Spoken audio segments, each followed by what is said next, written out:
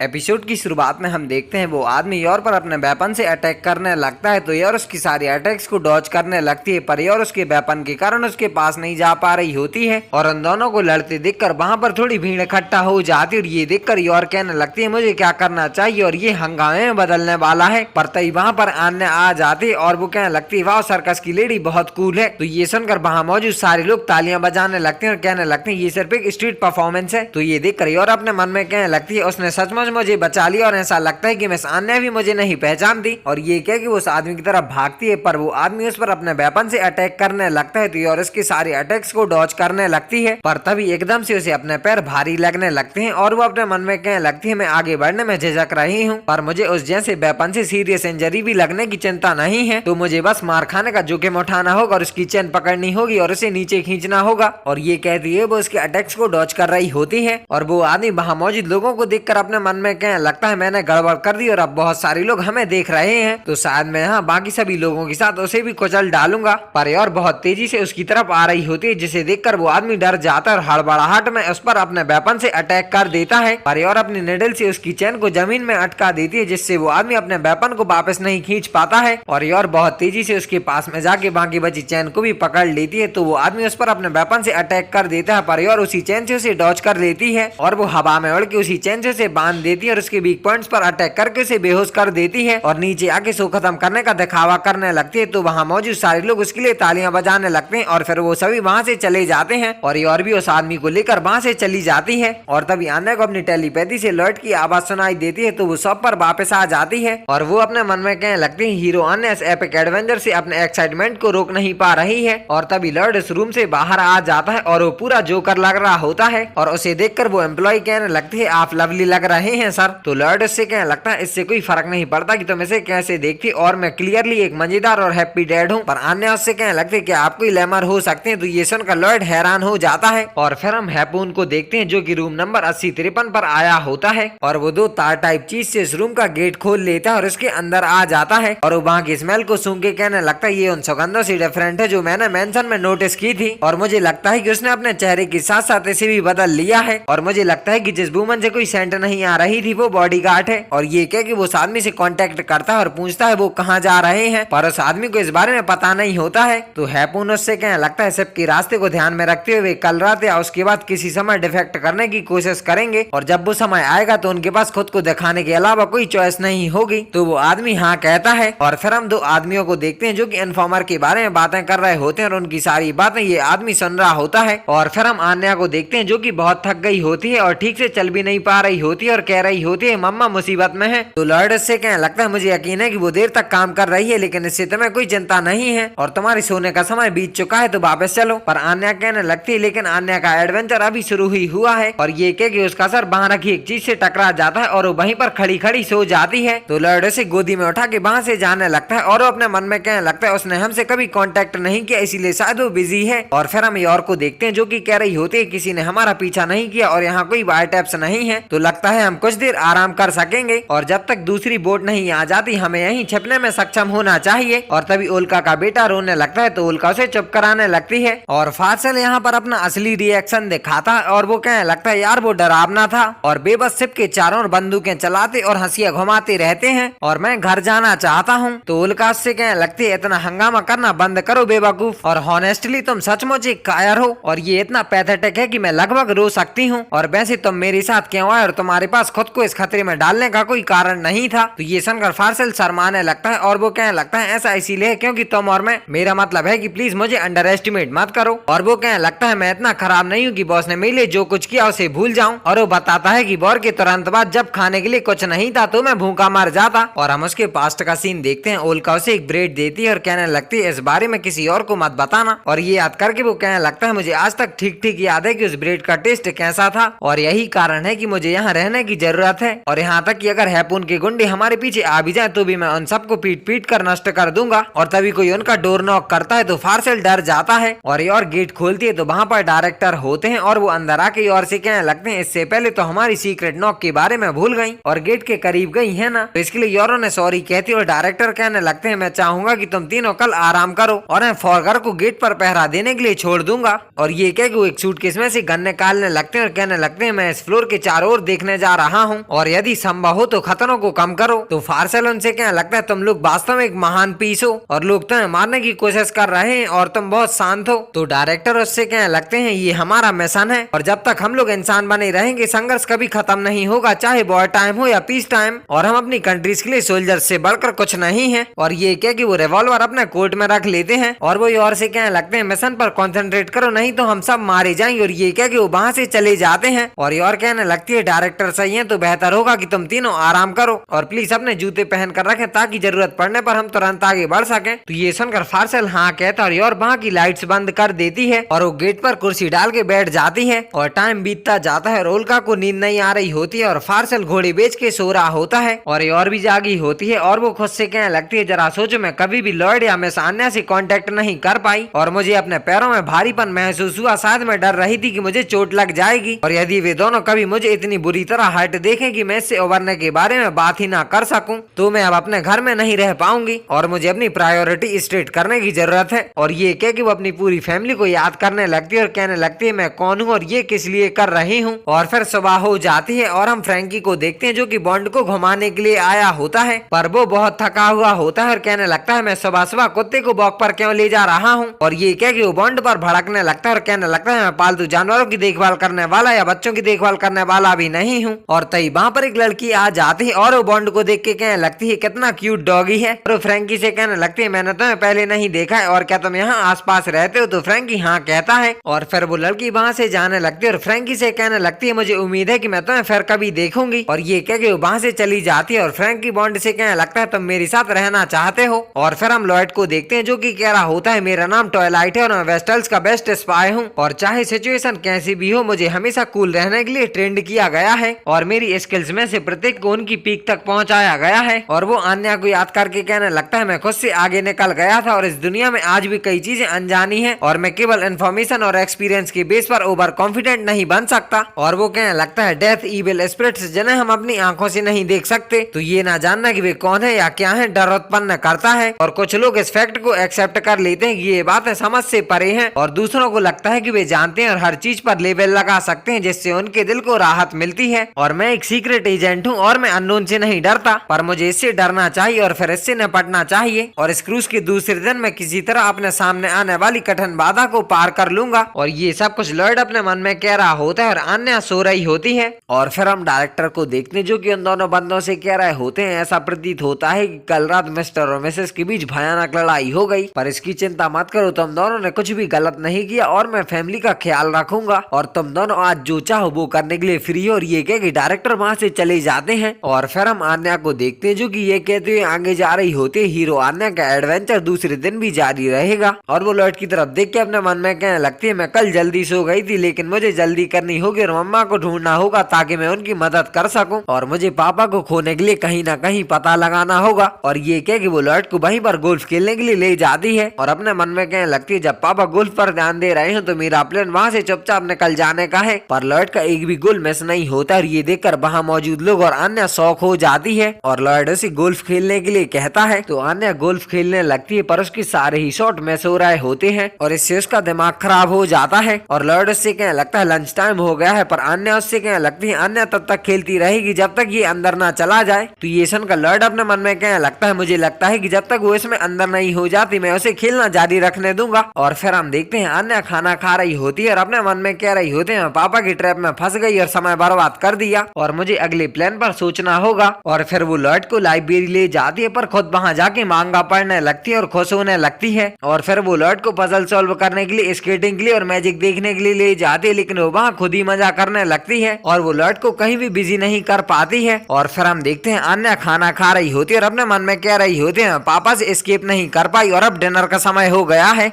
और किसी पॉइंट पर मैं मम्मा के बारे में भूल गई और बस एंजॉय कर रही थी। और ये कह के वो लॉर्ड को घूर रही होती है तो ये देखकर लॉर्ड अपने मन में कहने लगता है क्या मुझसे कहीं कोई गलती हुई और इस रेट पर फॉरगर्स बिखरने वाले हैं। और वो अन्य से कहने लगता है क्या तुम्हारे पेट में दर्द है। तो अन्य उससे कहने लगती है मैं ठीक हूँ और अन्य अपने एडवेंचर को एंजॉय कर रही है लेकिन मम्मा चली गई इसीलिए मुझे उनकी थोड़ी याद आती है और अन्य मम्मा और पापा के साथ रहना चाहती है। तो लॉर्ड उससे कहने लगता है अच्छा होता अगर योर को कुछ समय की छुट्टी मिलती। और अन्य उससे कहने लगते कि आप जानते हैं कि मम्मा कहाँ हैं। तो लॉर्ड उससे कहता नहीं लेकिन मैं दरवान के पास एक मैसेज छोड़ दूंगा और एक बार जब हमें रिप्लाई मिल जाए तो आओ उससे मिलें। चलें। तो ये सुनकर अन्य हाँ कहती है और लॉयड से कहने लगता है मुझे पता है बाद में डेक पर आतिशबाजी होने वाली है, तो शायद योग और उसके साथ के लोग भी जाकर देखेंगे, पर वहाँ बहुत भीड़ होगी, इसीलिए मुझे नहीं पता कि हम उसे ढूंढ पाएंगे या नहीं, लेकिन क्या तुम जाना चाहती हो? तो ये सुनकर अन्य हाँ कहती है और फिर हम डायरेक्टर को देखते हैं जो कि एक डिवाइस से योर से कांटेक्ट करते हैं और उनकी बातें सुनकर योर हाँ कहती है और योर इन दोनों से कहने लगती है डायरेक्टर को मेलनस्थल शिप से सूचना मिली है और उन्होंने कहा कि वे तैयार हैं और हम उनसे 4 घंटे में मिलेंगे, लेकिन हमें तैयार होने की जरूरत है और सबसे इम्पोर्टेंट दुश्मन इस डेक पर आ रहे हैं, तो हम इस कमरे को छोड़कर दूसरे पॉइंट पर जा रहे हैं। और फिर हम देखते हैं हैपून उस आदमी से कांटेक्ट करता है, तो वो आदमी उसे बताता है मैंने एक गुमनाम सीक्रेट मैसेज पकड़ा है और ये टारगेट के लिए एक सिग्नल हो सकता है। तो हैपून उससे कहने लगता है इसे सभी को सेंड कर दो और फिर हम इन चारों को देखते हैं जो कि भेष बदल के वहां से निकल जाते हैं और ये एपिसोड यहीं पर खत्म हो जाता है। आई होप आप सभी को वीडियो पसंद आई होगी, तो मैं मिलता हूँ किसी अगले एपिसोड के साथ बहुत जल्द, तब तक के लिए